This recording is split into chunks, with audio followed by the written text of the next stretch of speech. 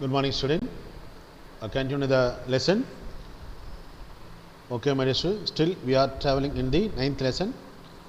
Name of the lesson is Fiscal Economics.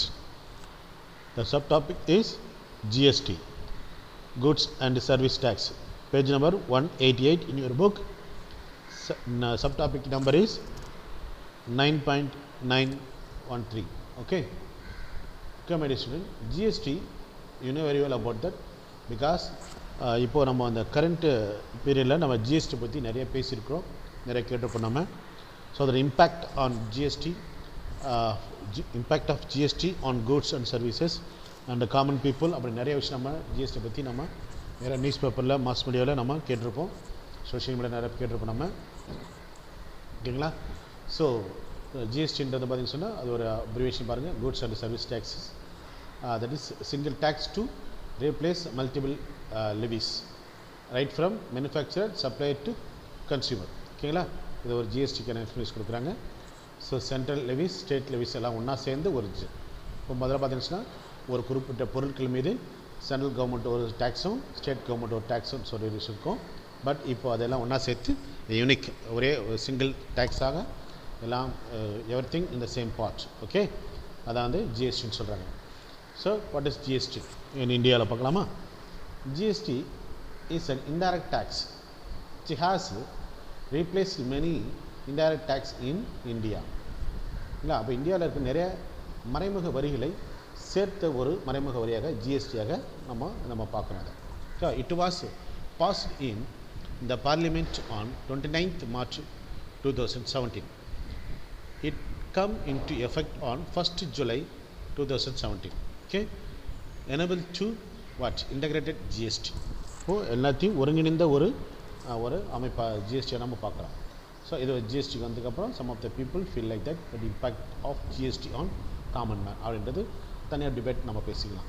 Because ஒரு lesson படிக்கும்போது ஒரு வேட் வரும்போது தான் பார்த்திங்கன்னா when I was college student I have a chance to discuss about in detail in a public meeting about a VAT and a cause and effect. ஓகேங்களா? அது மாதிரி GST வரும்போது நிறைய டிபேட் நடந்துச்சு. அப்போ நம்ம இருந்தாலும் ஒரு product of the government, central கவர்மெண்ட்டோட ப்ராடக்ட் இது. டெஃபினட்டாக இதோடைய இம்பேக்ட் வந்து காமன் பீப்புள் மேலே இருக்கும். So how far it is affect, how far it is ஹெல்பிங்கிறத நம்ம வந்து எவாலுவேட் பண்ண வேண்டிய அவசியம் நம்ம ஒரு எக்கனாமிக் ஸ்டூடெண்ட் நம்ம இருக்குது. ஸோ அதனால் நம்ம வந்து நான் அந்த ஒரு டிபேட் நான் உங்களுக்கு ஓப்பன் பண்ணி விடுறேன். If you have the chance have a debate with your neighbours. Okay, about what is GST and its impact on various field. Okay. Next, GST is an indirect tax levied on the supply of goods and service. பொருட்கள் மீதும் பணிகள் மீதும் ஒரு விதிக்கப்பட்ட ஒரு மறைமுக வரி தான் ஜிஎஸ்டின்றது. ஓகேங்களா? GST is one of the indirect tax for the entire country. So in GST, the tax will be levied at the final point of sale. அப்போ கன்சியூமர், அப்போ நம்மகிட்ட தான் they collect from the consumer. In case of intra-state sale, central GST and state GST will be charged. இப்போ ஒரு இரண்டு மாநிலங்களுக்கு இடைப்பட்ட வரும்போது அந்த சென்ட்ரல் ஜிஎஸ்டியும் ஸ்டேட் ஜிஎஸ்டி நம்ம வந்து என்ன பண்ணுறோம், அதில் கலெக்ட் பண்ணுறாங்க, அதை சார்ஜ் பண்ணுறாங்க. அதில் intra-state sales will be chargeable to integrated GST. ஒருங்கிணைந்த, அதாவது இன்ட்ராஸ்டேட்டும் இந்த ஜிஎஸ்டியோட சேர்ந்து வந்துடும். அதான் இல்லையா? அப்போது சென்ட்ரல் ஸ்டேட்டும் சென்ட்ரல் ஸ்டேட் கவர்மெண்ட்டுடைய டேக்ஸ் எல்லாம் ஒன்றா சேர்ந்தது தான் அந்த ஒரு ஜிஎஸ்டி அப்படின்னு நம்ம பார்க்குறோம். ஓகேங்களா? Okay, of course. So the person who is ready to sacrifice his blood by way of different name, whether it is a VAT or GST, sales tax, VAT, something like that. Okay, goods and service tax in India is a comprehensive multi-stage destination based tax that is levied on every value additions. ஒரு value addition சொல்லக்கூடிய ஒரு பொருளுடைய உருமாற்றம் ஏற்படுகின்ற பொழுது இந்த டேக்ஸோடைய தன்மையும் ஏற்படும். ஓகேங்களா? So component of GST. CGST collected by the central government and the intra-state sale, example within state and union territory. And SGST collected by the state government on the intra-state. IGST collected by the central government for interstate sale, example Maharashtra to Tamil Nadu. For example that interstate சொல்றோம். Okay, in most case the tax structure under the new regime will be as follows. அது transaction sales within the state அப்படின்னு பண்ணுறோம். New regime வந்து CGST and எஸ்ஜிஎஸ்டின்னு சொல்கிறது plus VAT, அது old regime. இதுக்கு முன்னாடி இருந்ததுன்னா வேட்னு சொல்லுவாங்க. அதை VAT plus central excise and service tax இதெல்லாம் சேர்ந்து revenue will be shared equally between the central and state. இது அதான் ஜென்ரலாக இருந்தது. ஓகேங்களா? இப்போ சேல்ஸ் டு அனதர் ஸ்டேட் அது டிரான்சாக்ஷன் நடக்குது. அவங்க இன்ட்ரா ஸ்டேட் சொல்கிறது ஐஜிஎஸ்டி. அப்போ central sales tax plus excess, அதை இன்னொரு ஸ்டேட்டில் இன்னொரு ஸ்டேட் பண்ணி எக்ஸஸ் டியூட்டின்னு சொல்லுவாங்க. அது அப்போ service tax. there will only be one type of tax, that is central tax சொல்கிறது. ஓகேங்களா? in case of interstate sale, the central will then share the interest as GST revenue based on the destination of goods. ஓகேங்களா? Okay, next வந்து nature of sales tax, VAT and GST. இதனமா இப்போ sales tax was multipoint tax which cascading effect. Cascading எஃபெக்ட்னா அது சேர்ந்து வரும்னு சொல்லுவாங்க sales tax சொல்கிறது. VAT அப்படிங்கும்போது was multipoint tax without cascading effect. And GST is the one of the one point tax without cascading எஃபெக்ட்னு சொல்கிறது. இல்லைங்களா? இதான் வந்து nature of the tax. Okay words. இப்போ ஒவ்வொன்றுங்க நம்ம அட்வான்டேஜ் பார்த்துக்கோம். ஜிஎஸ்டிக்கான advantage. GST will mainly remove the cascading effect on the sales of goods and services. அது மாநிலங்களுக்கு இடையே இல்லை அந்த வேறுபாடு இருக்கு இல்லையா? இப்போ ஒருத்தர் வாங்கும்போது ஒரு விலை, இன்னொருத்தர் வாங்கும்போது விலை, அந்த மாதிரி அந்த விலை மாற்றம். உதாரணமாக ஒரு எலக்ட்ரானிக் குட்ஸ் எடுத்துக்கலாம் வச்சுங்களேன். இப்போ வந்து அது பாண்டிச்சேரியில் அந்த எலக்ட்ரானிக் குட்ஸுக்கோ வேறு மேனுஃபேக்சரிங் அந்த பொருளுக்கு வேறு ரேட்டோ, அதே தமிழ்நாட்டில் பார்த்தீங்கன்னு சொன்னால் அது வேறு ரேட்டு அந்த மாதிரி இருக்கும் இல்லையா? பட் இந்த பொருளை சேல் பண்ணும்போது அந்த பொருள் வந்து சென்ட்ரல் கவர்மெண்ட் கிடைக்க வேண்டிய டேக்ஸு, ஸ்டேட் கவர்மெண்ட் கிடைக்க வேண்டிய டேக்ஸு, அப்படி எல்லாமே அந்த விலையில் சேர்ந்துருக்கும் இல்லையா? பட் அந்த மாதிரி ஜிஎஸ்டியில் பார்த்தீங்கன்னு சொன்னால் அதில் எல்லாத்தையும் சேர்ந்த ஒரு காம்ப்ரிஹென்சிவ் ஒரு டேக்ஸாக தான் நம்ம பார்க்குறோன்னு சொல்கிறாங்க. Removal of cascading effect will directly impact the cost of goods. So அந்த மாதிரி கேஸ்கேடிங் எஃபெக்ட் போது அப்போது மல்டிபிள் அந்த டேக்ஸ் இந்த வரதுனால ப்ரைஸ் இன்க்ரீஸ் ஆகுது இல்லையா? அந்த ப்ரைஸ் இன்க்ரீஸ் ஆகும்போது கண்டிப்பாக அந்த காஸ்ட் ஆஃப் த பொருளும் இன்க்ரீஸ் ஆகிடும். பட் ஜிஎஸ்டி அந்த காஸ்ட் ஆஃப் த பொருளை வந்து குறைக்கிறதுக்கு வாய்ப்பு இருக்குது. Because he remove the cascading சொல்கிறது. ஓகேங்களா? Since tax is eliminated in this region, அது ஜிஎஸ்டி வந்து நம்ம டேக்ஸ் ஆன் டேக்ஸ்ன்றது வந்து தவிர்க்கப்பட்டது. So the cost of good decreases, பொருளுக்கு விலை குறைஞ்சிடும். So GST is also mainly technologically driven, அதை மோட்டிவேட்டட். அதாவது இது ஒரு நல்ல பூஸ்டப் பண்ணக்கூடிய ஒரு விஷயமாக நம்ம பார்க்குறோம் இந்த ஜிஎஸ்டியோட கேரக்டர். ஓகேங்களா? So all activities like registration, return filing, application for return and response to notice needed to be done online on the GST portal.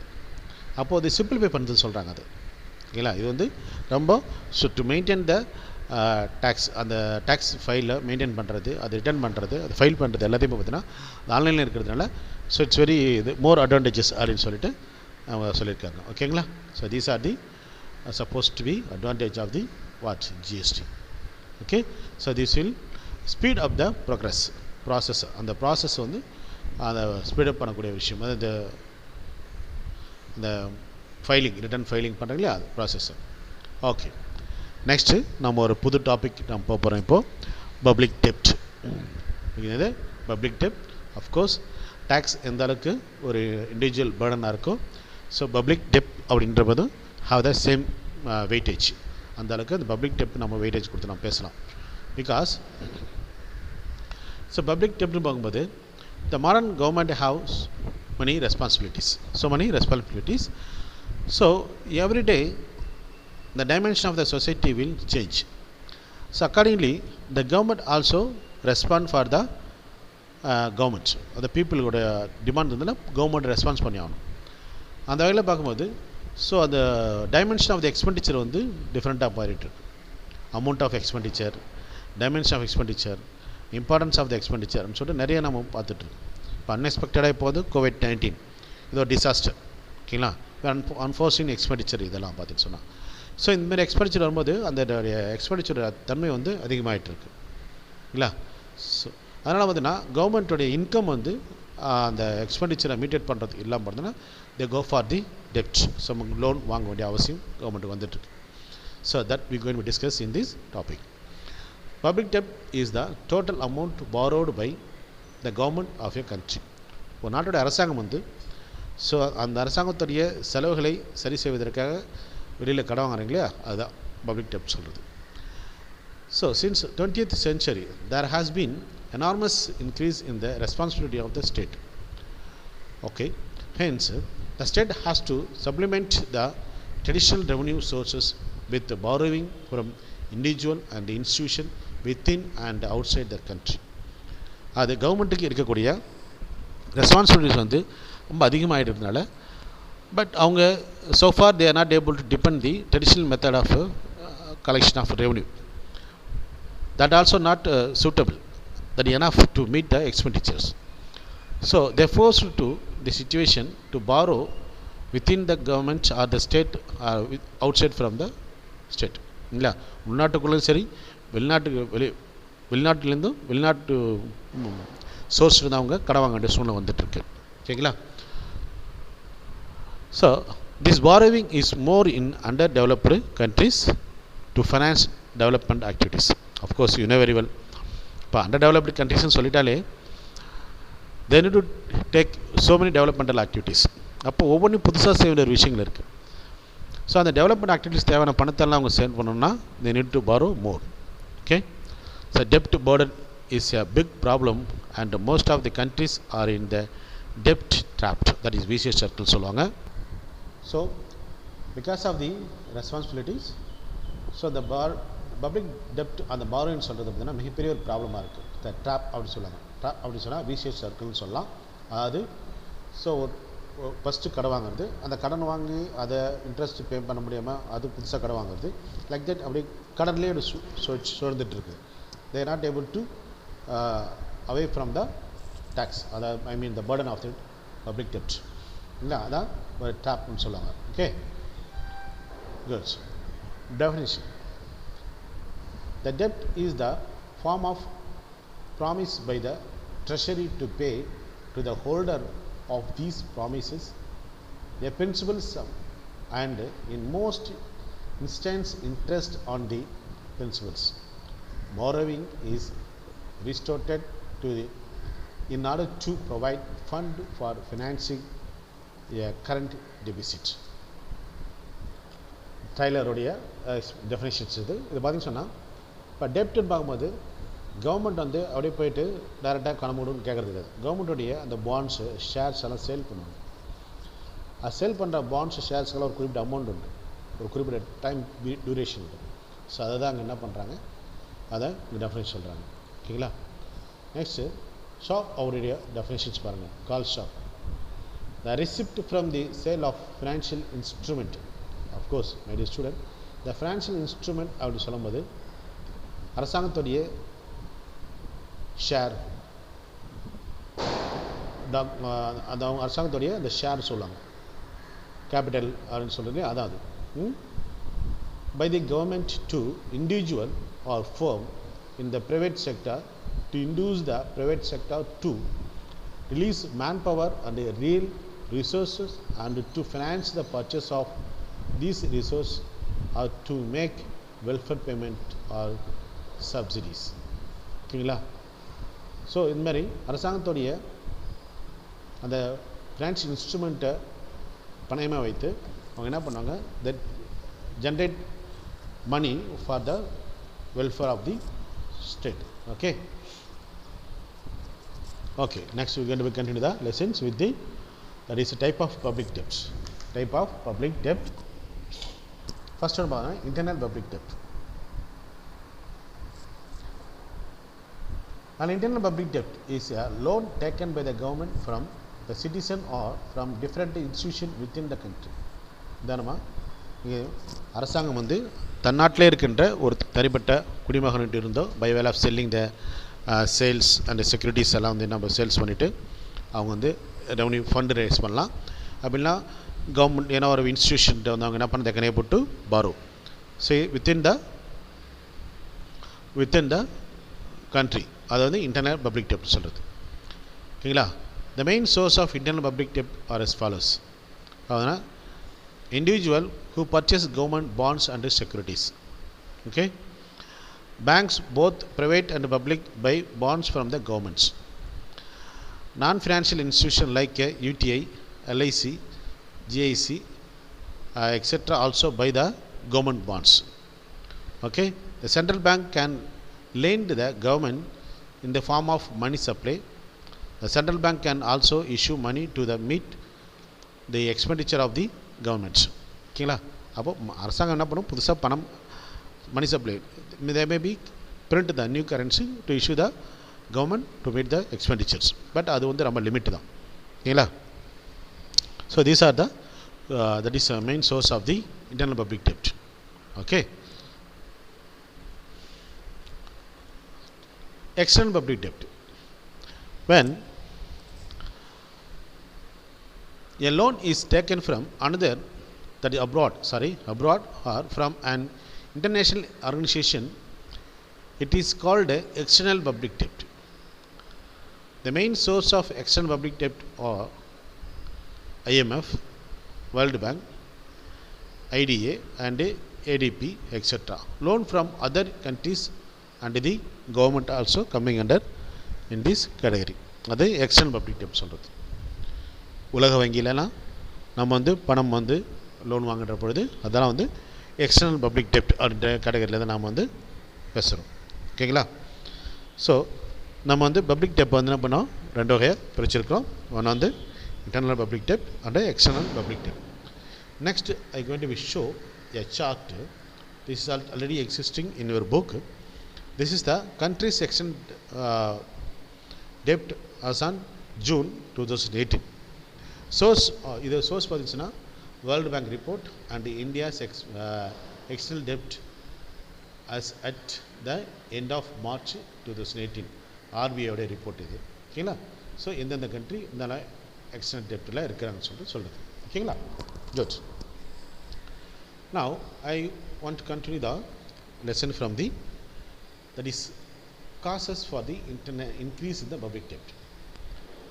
Public debt increase ஆகிறதுக்கான காரணம் என்ன அப்படின்னு சொல்லிட்டு first one cause the war and the preparation of war. You know very well, my dear student, I was describing more point about the war at the present situations.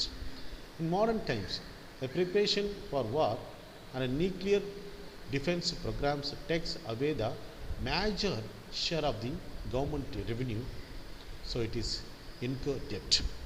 இப்போ அரசாங்கத்தினுடைய வருமானத்தை அதிகப்படியான வருமானம் வந்து பார்த்திங்கன்னா ஒரு நாட்டுடைய அந்த பாதுகாப்பு செலவு பண்ணக்கூடிய அந்த வார் எக்ஸ்பெண்டிச்சர் சொல்லக்கூடிய அந்த வார் ப்ரிப்பரேஷனுக்கோசரம் நம்ம வந்து செலவு பண்ணுறோம். எஸ்பெஷலி நியூக்ளியர் டிஃபென்ஸ் சொல்லக்கூடிய அந்த அணு ஆயுத பொருட்கள் அணு ஆயுதங்களை உற்பத்தி பண்ணுவதற்கு நிறைய பணம் தேவைப்படுது. அப்போ கவர்மெண்ட்டுடைய பெரும்பான்மையான அமௌண்ட் வந்து so they are used for war. Next, social obligation. Many social obligations like health, sanitation, education, insurance, transport and communication etc. are undertaken by the government. To finance these, the state is incurred heavy debt. இப்போ நாளுக்கு நாள் government modern state ஆக ஆக the responsibility government increase ஆகிட்டு இருக்குது. அவங்கள expenditure amount increase ஆகிட்டு, அதனால் அவங்களோட டெப்டோடைய லெவலும் இன்க்ரீஸ் ஆகுதான் நம்ம சொல்கிறோம். ஓகேங்களா? Next economic development and deficit. Of course second பாயிண்ட்டும் தேர்ட் பாயிண்ட்டும் மோரலஸ் சிமிலராக இருந்தாலும் we need to discuss in separate. The project like railway, power, irrigation, heavy industries are undertaken or incurred the expenditure. Of course, railways அதுக்கான expenditure, power stations, irrigation facilities, heavy industries பார்த்தீங்கன்னு சொன்னால் they need more money. அப்படி பார்க்கும்போது the revenue, the regular or traditional revenue of the government will not support it. So the government forced to search other source of revenue. So the choice is debt. Okay. Next, employment. While we discuss about the employment is one of the major problem of the all governments. Of course, whatever the government, they have the problem of some sort of unemployment problem. Okay, the measures are taken to solve the unemployment problem to make huge expenditure and thereby borrows money. Of course, நிறைய நம்ம பேசலாம் அந்த unemployment ப்ராப்ளத்தை solve பண்ணுறதுக்கு government நிறைய maybe expenditure பண்ணிகிட்டு இருக்கிறாங்க இல்லைங்களா. ஸோ அதனால் பார்த்தீங்கன்னு சொன்னால் நம்மளுடைய பாரோவிங் வந்து அதிகமாக வந்து ஆகிட்டுருக்கு.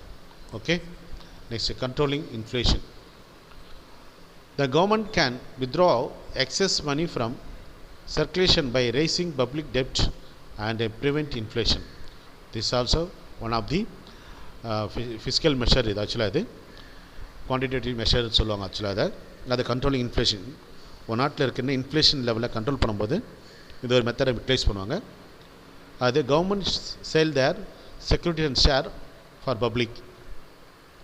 While selling their shares and security on public, the public the amount of money in circulation will reduce because the money will turn to the treasury. ஓகேங்களா. அப்போ மக்கள் இருக்கிற பணம் வந்து இன்ஆக்டிவ் ஆகிடும். அது வந்து நேராக கவர்மெண்ட் வந்துடும். ஸோ அது வந்து சர்க்குலேஷன் பணத்தோட அளவு வந்து குறைஞ்சிரும். அதனால் இன்ஃப்ளேஷன் அளவு வந்து குறைஞ்சிரும். ஓகேங்களா. Next, fighting depressions.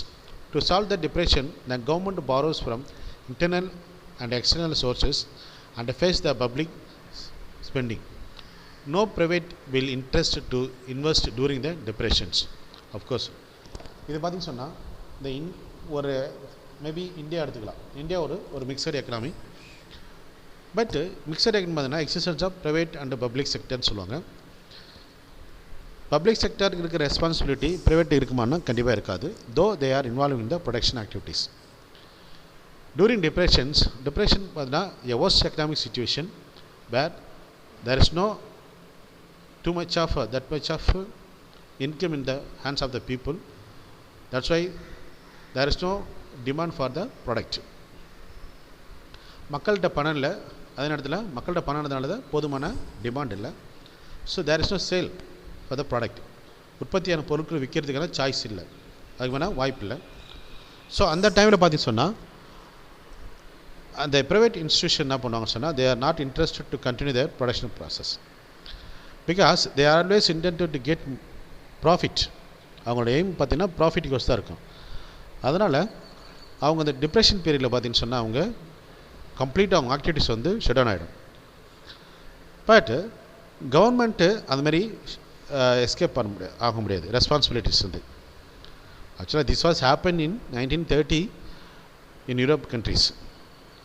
That's why Keynes insisted the government intervention in the production economic activities. ஓகேங்களா.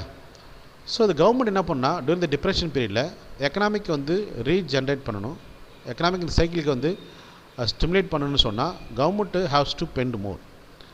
அப்போ without income how can it possible? So அதனால் பார்த்திங்க சொன்னால் government need to collect money or collect loan from the other sources. So அந்த நேரத்தில் அரசாங்கம் வந்து கடன் வாங்கினாச்சு சில வேலையில் டெவலப்மெண்ட் ஆக்டிவிட்டி செய்ய வேண்டியதாக இருக்கும். அப்போது அரசாங்கத்துடைய அந்த செலவு வந்து அதிகமாகிட்ருக்கும், கடனும் அதிகமாகிட்ருக்கும். ஓகேங்களா. So these are the causes for the increase in the public dept. Okay my dear student, இது ஒரு 5 மார்க் கொஸ்டினில் கேட்டாலும் கேட்கலாம். அதில் வந்து வாட் இஸ் பப்ளிக் டெப்ட் கண்டிப்பாக கேட்குறதுக்கு வாய்ப்பு இருக்குது. ஏன்னா இப்போது ரீசெண்ட் டைமை பார்த்து சொன்னால் கவர்மெண்ட் எக்ஸ்பெண்டிச்சர் வந்து பார்த்திங்கன்னா டிஃப்ரெண்ட் டைமென்ஷனில் டிஃப்ரெண்ட் ஹெட்டிங்கில் நம்ம வந்து இன்க்ரீஸ் ஆகிட்டுருக்கு. இந்தியா சொல்ல தேவையில்ல, பாப்புலேஷன் இன்க்ரீஸ் ஓரளவுக்கு அதிகமாக போயிட்டு இருந்தாலும் கூட ஓரளவுக்கு நிறையா போயிட்டுருக்கு. அதே நேரத்தில் மாடர்ன் கவர்மெண்ட்ஸோடைய ஆக்டிவிட்டீஸும் அது மல்டிபிள் ஆகிட்டுருக்கு. செகண்டு, ஸோ மக்களுடைய அந்த மக்களுடைய வாழ்வாதாரம், அந்த கன்ஸ்ட்ரக்ஷன், அந்த இன்ஃப்ராஸ்ட்ரக்சர் டெவலப்மெண்ட்டு அப்படின்னு சொல்லக்கூடிய அந்த விஷயம்லாம் வந்து இன்க்ரீஸ் ஆகிட்டுருக்கு. அதனால் கவர்மெண்ட் எக்ஸ்பெண்டிச்சர் வந்து பார்த்திங்கன்னா அதிகமாகிட்டு இருக்கு. ஓகேங்களா? ஸோ இந்த கொஷின் வந்து ஒரு ப்ராக்டிக்கலான ஒரு கொஷினாக இருக்கும் உங்களுக்கு. அதனால் வந்து கேர்ஃபுல்லாக அந்த கொஷினை படிங்க, வீடியோ கவனிங்க. கம்ப்ளீட்டாக வீடியோ கொஞ்சம் ஸ்டூடெண்ட் கவனிக்க மாட்டேறீங்க, that's not good. So video கவனிச்சா தான் உங்களுக்கு வந்து இந்த டவுட் கிளியரன்ஸ் கிளாஸில் வந்து உங்களுக்கு ஹெல்ப்ஃபுல்லாக இருக்கும், அந்த கிளாஸ் ஒரு மீனிங்ஃபுல்லாக இருக்கும். So I continue and I meet you again in the next class. Have a nice day. Bye.